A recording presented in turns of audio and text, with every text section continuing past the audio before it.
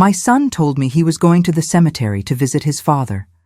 Curious and uneasy, I decided to follow him, quietly, from a distance, just to place a few flowers of my own.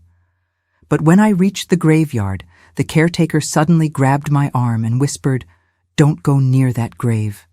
You need to see what your son is really doing." An hour earlier, dust floated lazily through the still air of my apartment, spinning in the shafts of sunlight breaking through the thick velvet curtains.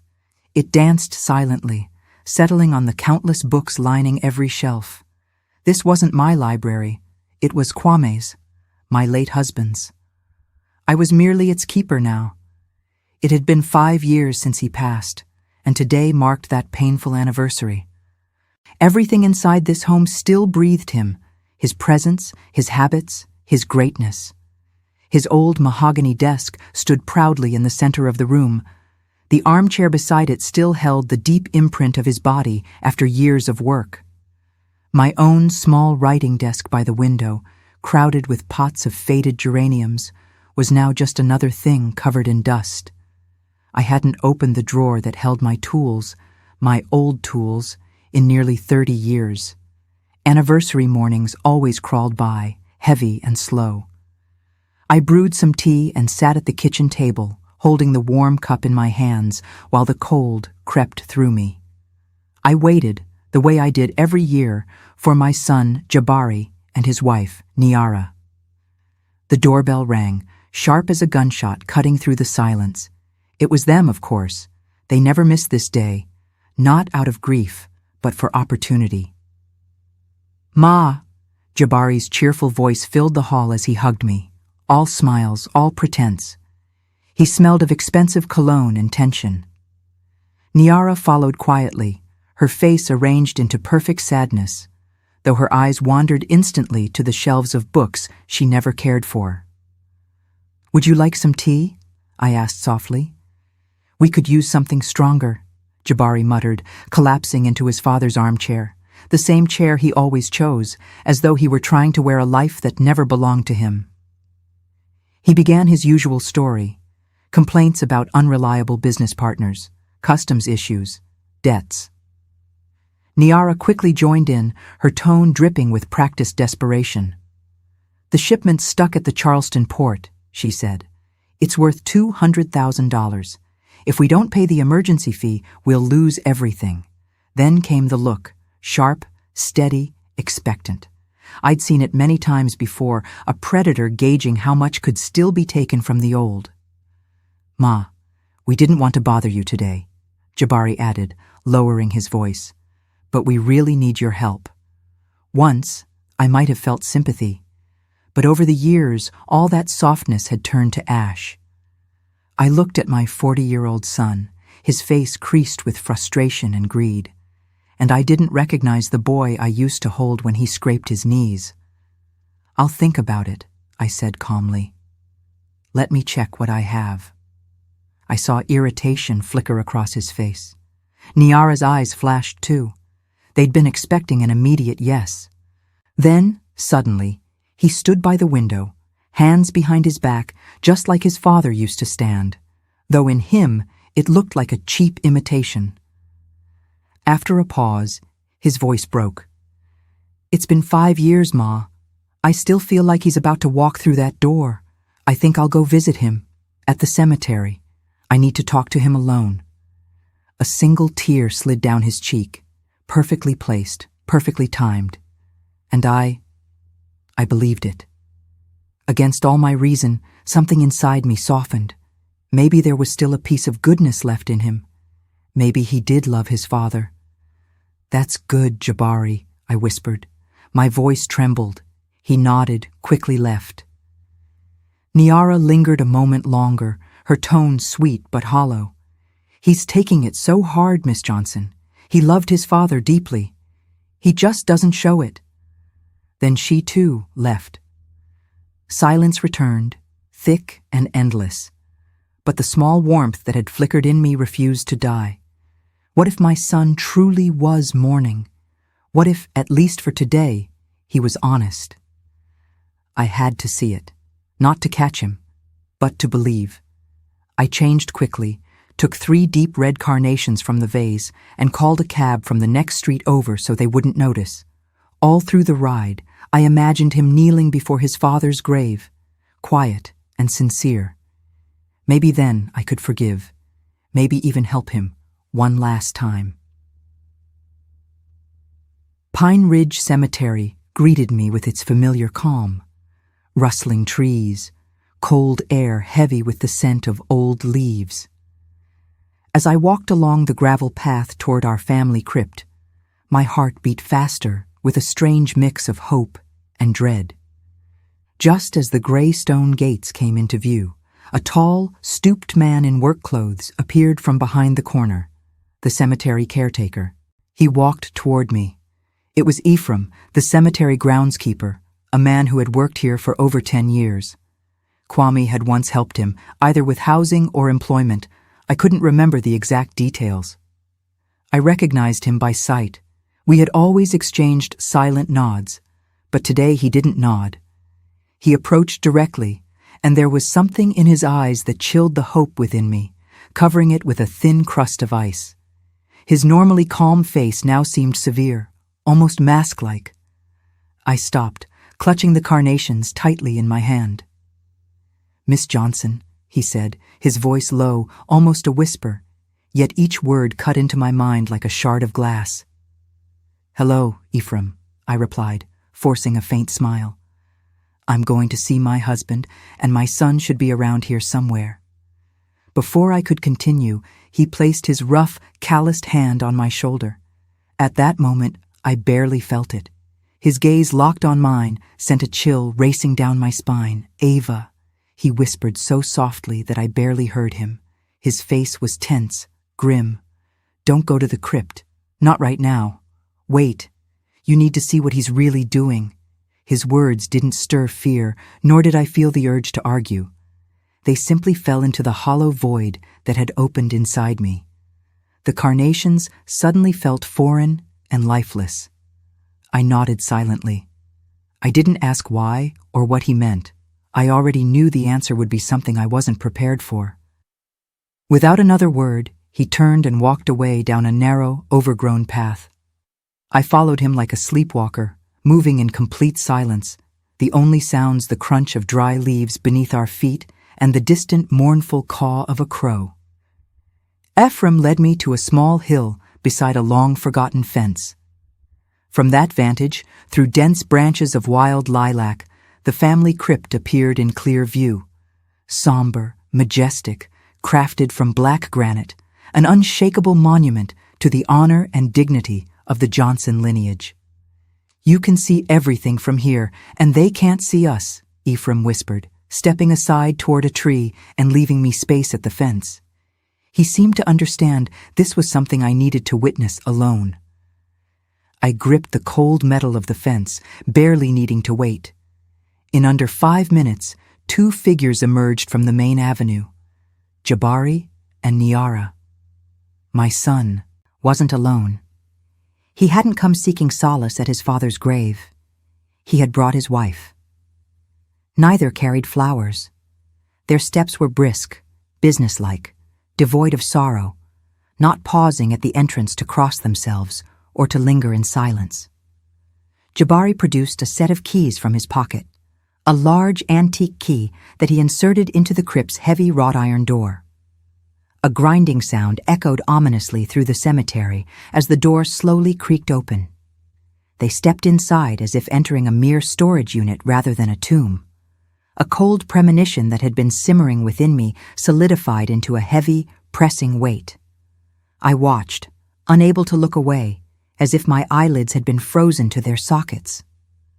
Minutes later, a third figure approached the crypt, a man in a long, dark coat, whose face remained obscured in shadows, his presence radiating something slick and unpleasant. He didn't greet them. He merely peeked inside and spoke briefly. Then I saw their movement.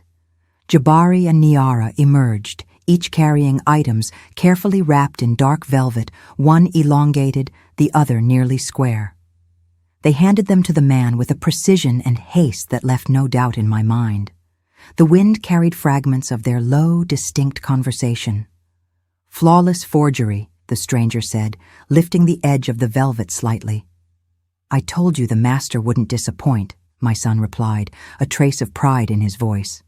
This isn't cheap knockoff stuff. And the museum? Everything set with the Atlanta Museum of Art? Nara's voice was sharp, edged with greed. The museum director, old fool. He's desperate for this 15th century Psalter for his collection, Jabari said with a chuckle. He'll swallow it whole without choking. The main thing is, your people have the proper documents to claim it's a found treasure.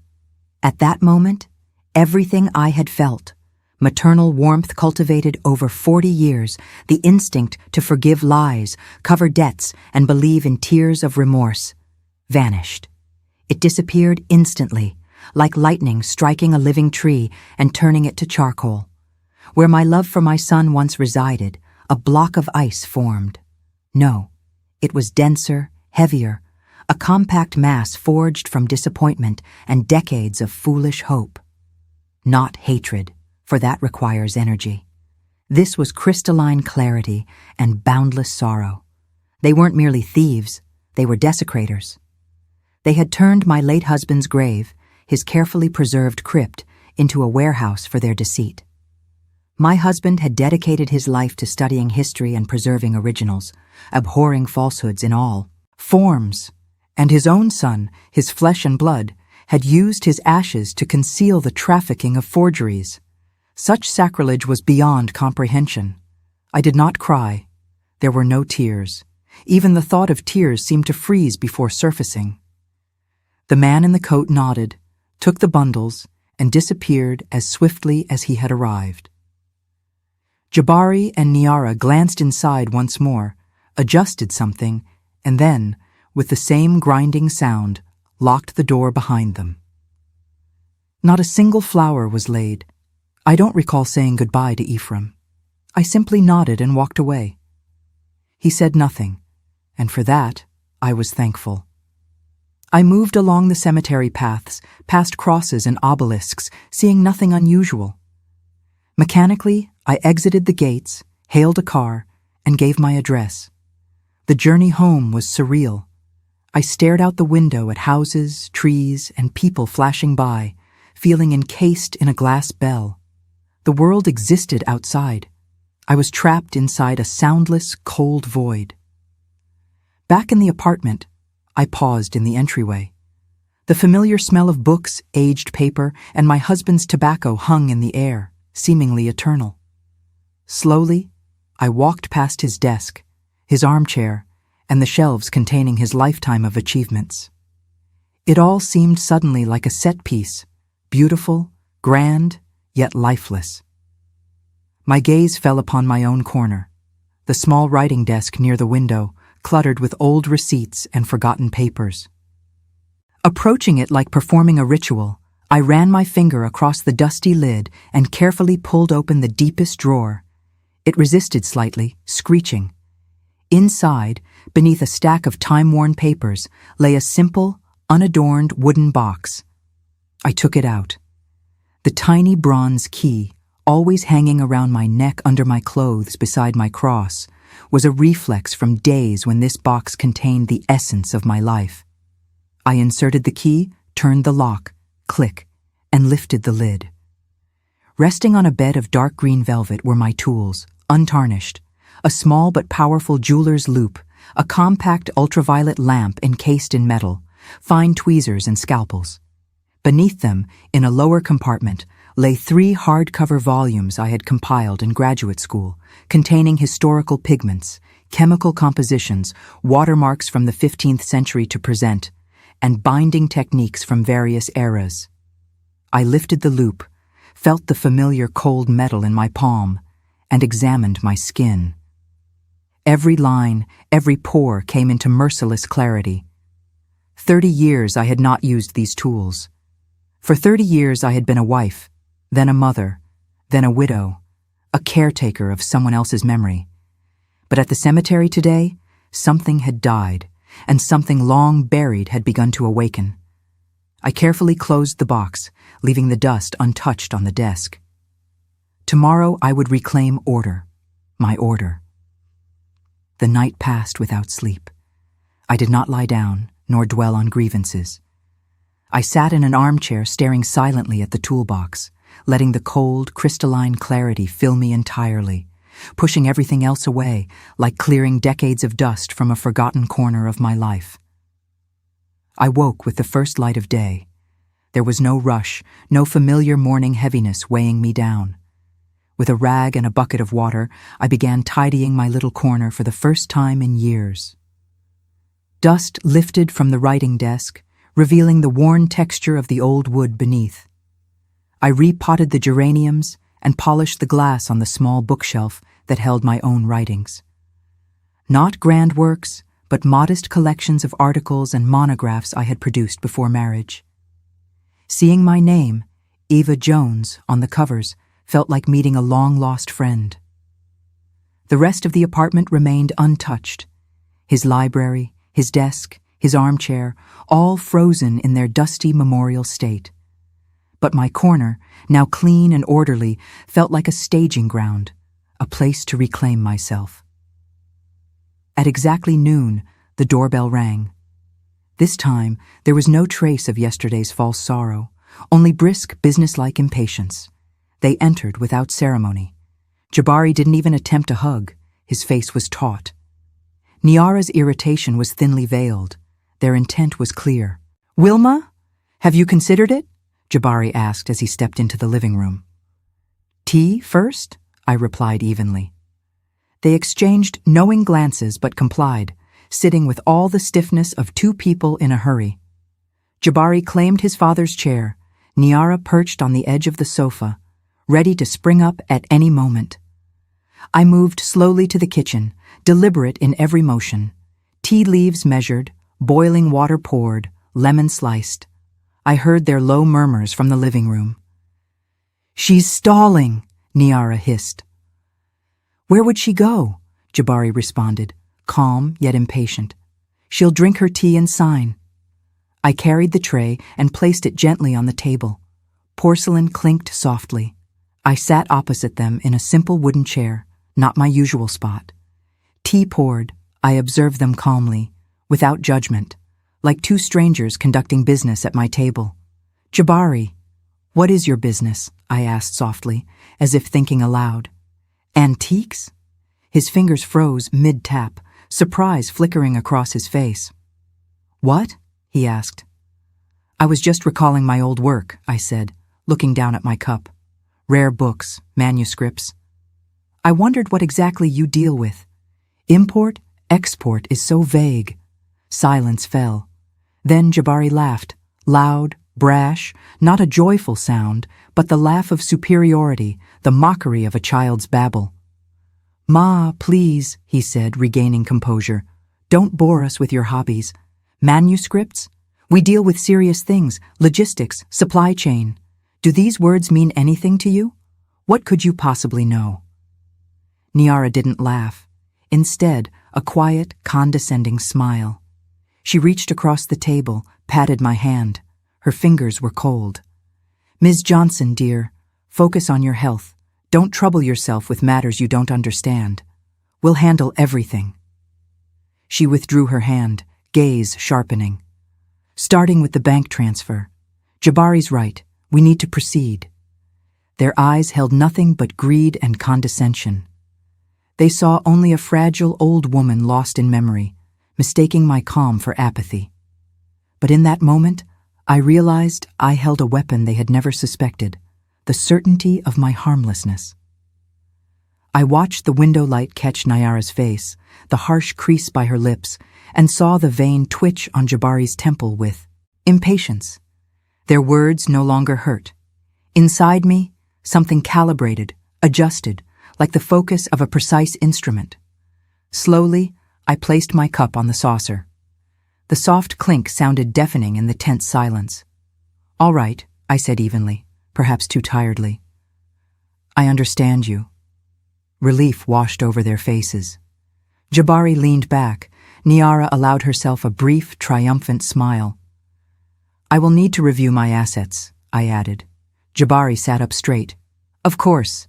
Check the accounts. Call the bank if needed. We can wait." No, I replied. I need time. I'll do it alone. Standing, I signaled the end of the discussion. They left, throwing instructions over their shoulders about accounts and transfers. I nodded silently, guiding them to the door. Once the door closed, I remained still for a moment, then returned, not to the phone, not to call the bank, but to my now clean writing desk. Their words, "What could you possibly know?" still echoed. They had underestimated me. They had forgotten who I was, and I was just beginning to remember. Without waiting for evening, I grabbed the phone. In the old address book, I found the direct line to Pine Ridge Cemetery Lodge. The ring stretched long. I feared no answer. "Hello?" Ephraim's familiar low voice replied. "Ephraim, this is Eva Jones," I said, steady, calm, businesslike, the voice I hadn't used in 30 years. "I need to access the crypt tonight. Can you help me?" A brief silence, not of surprise, but consideration. "Yes," he said simply. "What time? When the gates are empty?" "Good. Side gate. I'll wait in 3 hours." He hung up. The first step had been taken. Night fell fast. Dressed entirely in black, I took only the toolbox, wrapped in an old shawl, and a small, powerful flashlight. The cab took me to the next street. A cemetery at night was unrecognizable. Silent, tense, shadows drawn long by moonlight through bare branches. At the side gate, Ephraim waited, a shadow fused with the old brick wall. Silently, he unlocked it, allowed me in, and relocked it. We moved along the empty paths. Fear was absent. Strangely, I felt at home among the dead, more alive than in my apartment museum. The Johnson crypt loomed in the moonlight, massive, foreign. Ephraim produced his own set of keys, not Jabari's. No rush. His face, half hidden in shadow, was solemn and deeply sad. "Miss Jones," he began quietly, voice thick with long-standing respect. "Your husband, Wami Johnson, was more than a man to me. When my family was destitute, he extended his hand, paid for my education, saved us. Everything I have is thanks to him. I've watched your son for 6 months with disgust. I saw him turn his father's grave into a thoroughfare. At first, I thought it mere shady dealings. But then I listened, took notes." From his coat, he withdrew a small, worn notebook, dark-covered. "Everything is here," he said. Dates, times, car plates, snippets of conversations I overheard. "I did this for him, for his memory. I didn't know what to do with it until yesterday, when you came." I took the notebook. Heavy, not in paper, but in betrayal. I didn't open it, only gripped it tightly. "Thank you, Ephraim," I said quietly. He nodded, a gesture richer in understanding than anything I'd ever known. He inserted the key. Metal ground like a scream.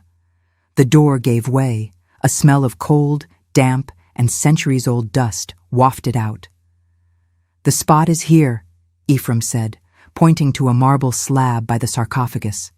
"Press here and here simultaneously. It will move. Lock yourself inside. I'll be nearby. When you're done, open it. I'll hear it." With that, he vanished into the shadows. I stepped inside, turning the massive key in the lock from the inside. Click. I was alone. I switched on the flashlight. Its beam cut through the darkness, revealing the stone sarcophagus of Wami, dusty and forgotten. I walked toward the wall Ephraim had indicated. At the bottom of the slab, barely noticeable indentations marked 2 points. I pressed. A quiet click sounded, and the slab shifted aside, unveiling a hidden niche. Inside, carefully laid out, were several objects wrapped in dark crimson velvet. I took the largest, placed it on the sarcophagus lid, and unwrapped it. It was an old icon on a dark wooden board, the Savior, not made by hands. The face radiated sorrow so deep it seemed to forgive everything. The golden background shimmered faintly under the flashlight. Time had darkened the varnish. The perfect network of crackles and tiny chips in the wood spoke of authenticity. A master's work. A true masterpiece. I placed my toolbox next to it and opened it. My fingers instinctively found the familiar tools. First, the jeweler's loop. I held it up to the icon. 30 years of dormancy vanished, as if they had never existed.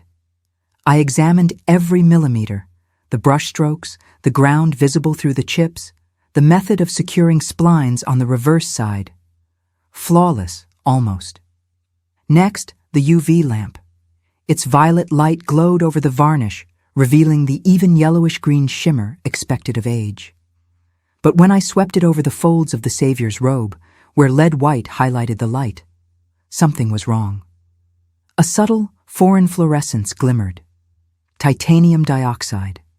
Its anitas form, a pigment unknown until the 20th century. A brilliant forgery. Arrogant. One small mistake. Only one man could have done this. Anatol Voronov, the disgraced restorer expelled decades ago from the National Institute of Expertise for unethical copying experiments. Obsessed with the perfect fake. I now knew exactly what had to be done. Carefully, I returned the icon to its velvet, folded my tools back into the box, and slid the slab back into place. The quiet click of the lock sounded like a period at the end of a long sentence. I turned the key, and the heavy crypt door groaned open, letting in a sliver of night sky and a gust of cold air.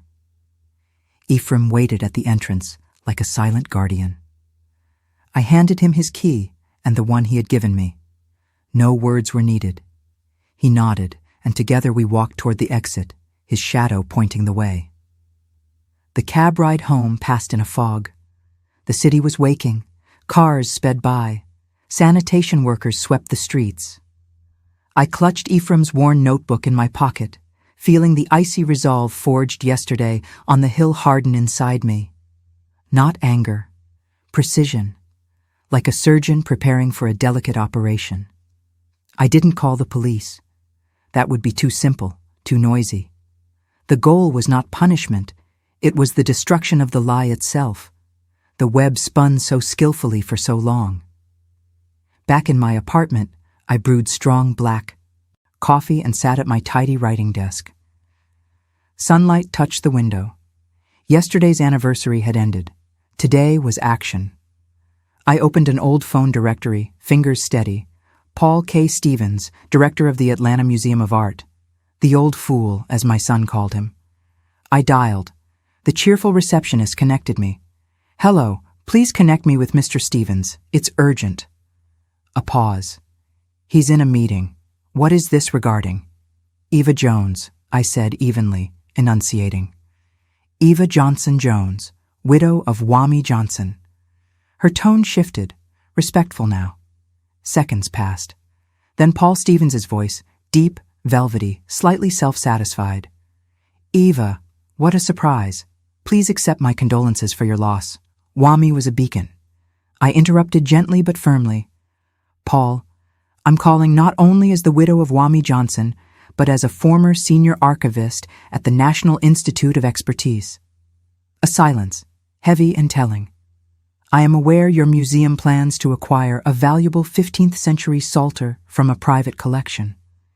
I can state with near certainty it is a high-grade forgery." His panic was audible. But our experts, they missed what mattered. The white pigment in the initials contains anatase titanium dioxide, impossible in the 15th century. Verify it for yourself. I could hear my own voice, sharp and precise, not the voice of the widow or mother, but the expert who tolerated no doubt. Paul was silent, thoughts racing, scandal, loss of reputation, funding. "Titanium dioxide, but who?" "You know who, Paul," I said. "Anatol Voronov, expelled decades ago for mishandling copies. His genius now misapplied." A shock in his voice. "Voronov? I thought he was dead." "No," I said, "and you must act immediately. Stop the deal and commission a full, independent forensic analysis. Yes, Eva, I'm in your debt. I will cancel it immediately." Good. Goodbye, I said, and hung up. Silence returned, but now it hummed with tension, a taut string ready to be struck. Back in the museum director's office, phones rang and orders were barked. The nearly signed contract flew into the wastebasket. I pictured Jabari's face when the buyer called, Niara's panic as their biggest score, the money they had counted on to pay their creditors, dissolved into smoke.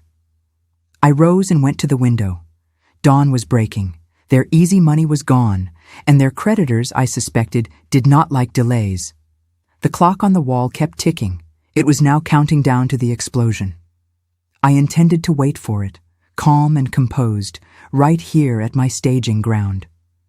2 days passed in a heavy, tense silence. They didn't call. They didn't come. I knew this was the eye of the storm, the pause while they scrambled to figure out what had happened, to patch the holes and reach accomplices. Meanwhile, I had cut the main thread of their web, and the whole structure began to collapse around them. I was not idle. With Ephraim's help, he called by pretending to fix a leaking faucet, I set about a quiet revolution in my apartment. We moved Wami's massive oak desk against the wall. It was no longer the center of everything but simply a piece of furniture. In its place, I set my small, now sparkling writing desk. I brought the dusty books from my bedroom, my own monographs and reference guides, and spread them around me. Using Ephraim's notebook, I started making notes on a large sheet of butcher paper, license plates, dates, names I could decipher. Slowly, a diagram emerged, a map of their criminal life. For the first time in years, the apartment stopped feeling like a mausoleum and began to look like an office. My office. On the third day they came. Before the knock, I knew it was them. Not a polite knock, but furious pounding, fists on the door. I did not hurry. I set my pen down, closed the notebook, and walked slowly to the door as the blows grew louder and Jabari's voice, raw with rage, joined them. Mom, open up. I know you're home. Open it now. I turned the key. The door flew open and they burst in like predators, faces twisted with fear and hatred. Their earlier lies and manufactured sorrow peeled away, revealing something ugly and greedy beneath. What have you done? Jabari roared, closing on me, eyes bloodshot. What did you say to who? The deal's off. We've been burned. You ruined everything. You destroyed us. He spat the words, expecting me to crumple. Before, I might have.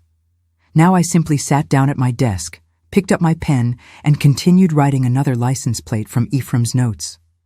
I did not look at him. Destroyed you? I asked quietly, still writing. Or exposed you? His hysteria faltered at my calm. What are you saying? Have you lost your mind, old woman? He hissed.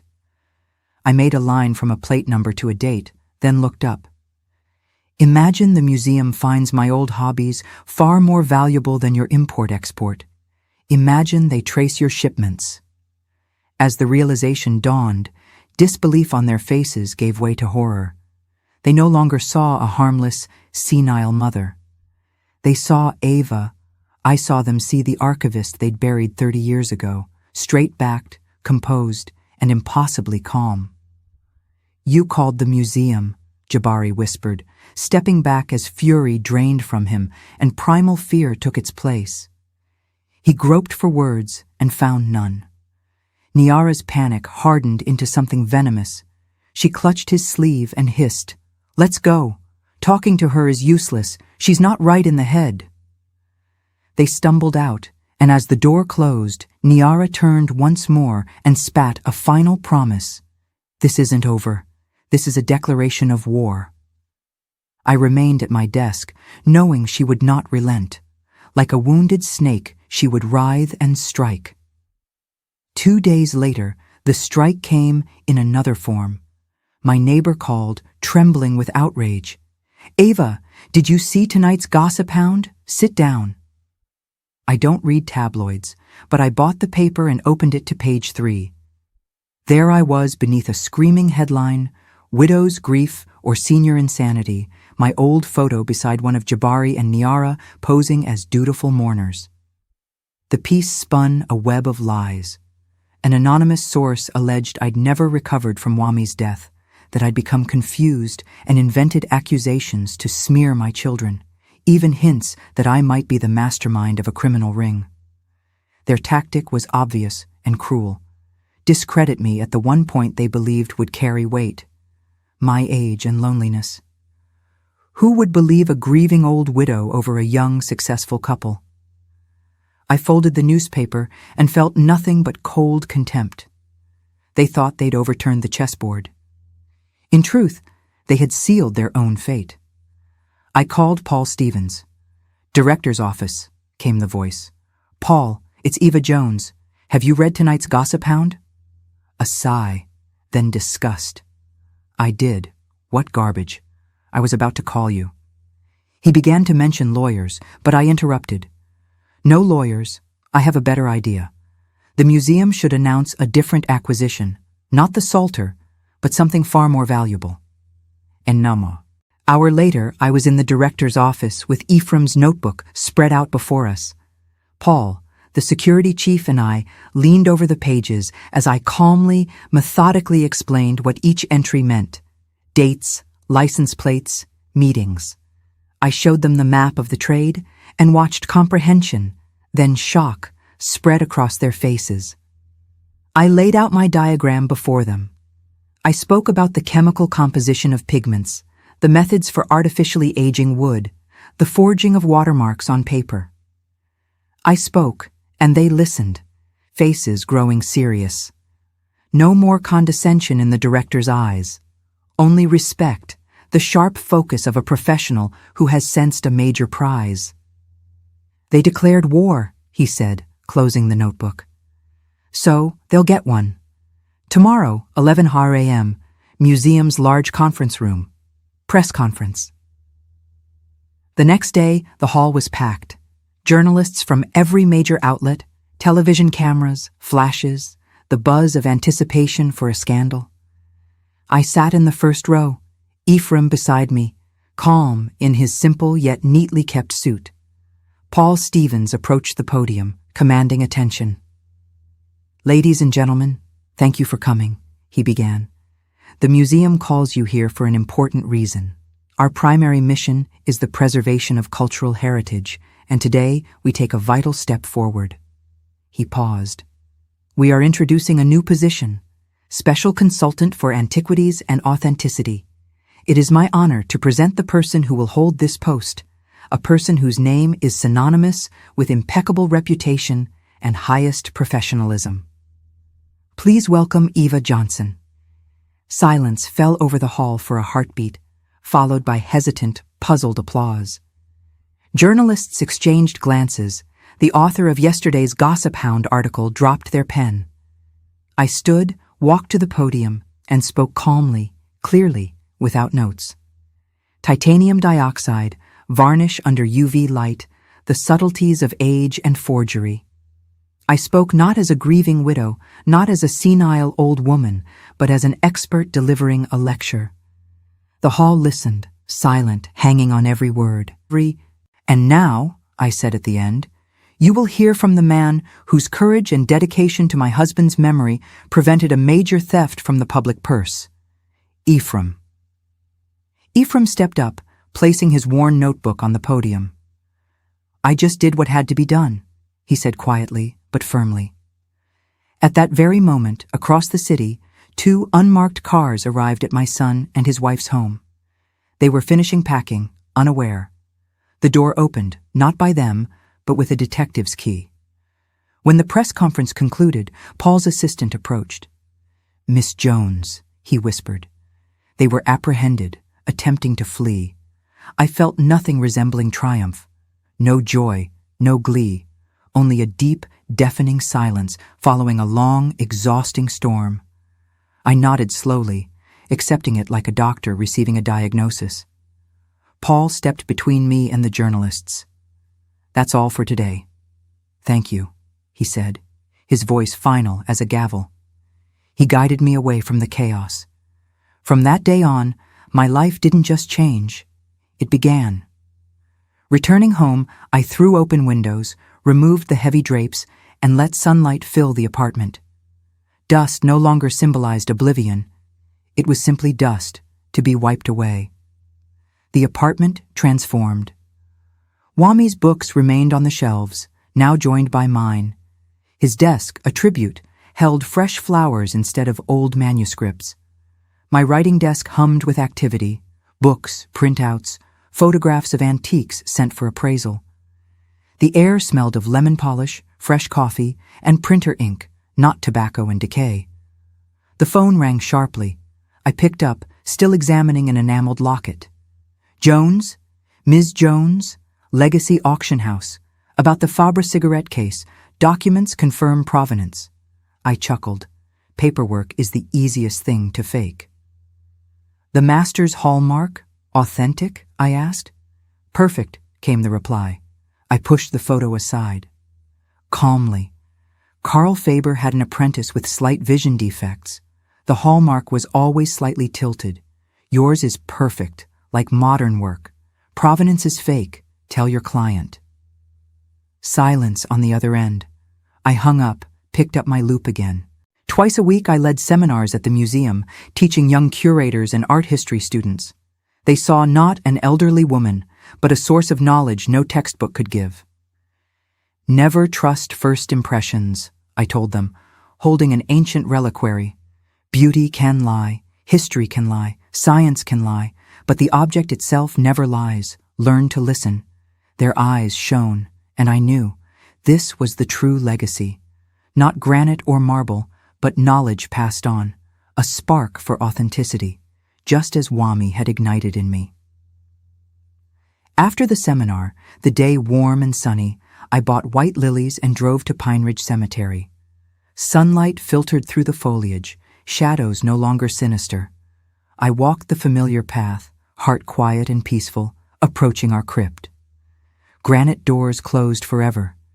Inside, all was in order. No hidden compartments, no foreign objects, only peace. I placed the flowers, white against dark stone, running my hand over the engraved letters. Quaim Johnson. Pain no longer cut, only quiet sadness and gratitude remained. Well, Quaim, I whispered, everything is right now. Everything is in place. I inhaled the scent of flowers and leaves, no longer mourning as a widow, but reclaiming my name, dignity, and future.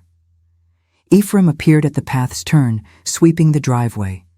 He saw me, nodded solemnly. I nodded back, a silent salute of custodians. I walked toward the exit, sun on my back. I was no longer the shadow of my great husband, no longer mother to a fallen son. I was Eva Jones, and my liberation was complete. Thus ends the story of Eva Jones, a quiet woman ignored for decades, betrayed by those she loved, yet rising with incredible strength. She punished the guilty, reconstructed her life, reclaimed her name, respect, and future. Her story reminds us, it's never too late to remember who you truly are. But consider, did she do right, handing her own son to justice? Cold revenge, or the only path to protect her husband's legacy and her honor? Could another path have existed? Forgiveness, redemption, and if you wonder, what became of Eva next? Her new career? Did Jabari ever try to contact her again?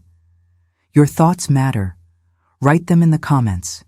If this story touched you, like the video and subscribe for more captivating tales. Your support keeps these stories alive. Thank you.